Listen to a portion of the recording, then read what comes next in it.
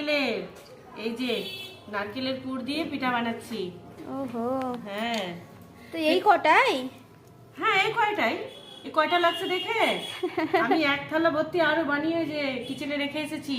ঠিক আচ্ছা। আছে, কারণ শীতটা প্রায় শেষের দিকে। ঠিক আছে, এখন হ্যাঁ। দেখতে দেখতে হুট করে শীতটা শেষ হয়ে যাবে, আর শীতের মধ্যে তো পিঠা পুলি খেতেই হবে।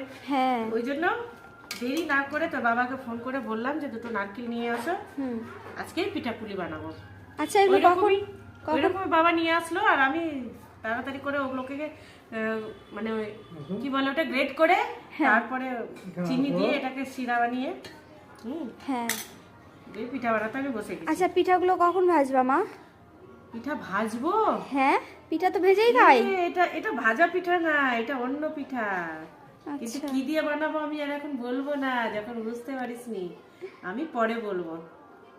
ফর্মুলা দেখবে, বই দেখবে, তারপরে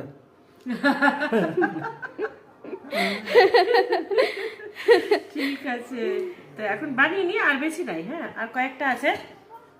হ্যাঁ, বানিয়ে ঠিক নি। আছে। তুই খাবি নাকি এগুলো এক্সট্রা? হ্যাঁ, আমি এটা খাবো ভাবছিলাম, বলবো যে আমি এটা নাড়ু খাবো। নাড়ু খাবি, কিন্তু নাড়ু হবে না এটাতে, এটা ঝুরঝুরে হয়ে গেছে একদম। আচ্ছা, ওই রকমই খেয়ে নিই, হ্যাঁ, এটা কিছু এমনি করার খালি নেই। মানে এমনি খাওয়া যাবে, তার সাথে আবার যদি মনে করি যে মুড়ি দিয়ে মাখি খাবো তাহলে তুমি আবার সঙ্গে কাপ প্লেট নিয়ে বসেছো, চা খাবা?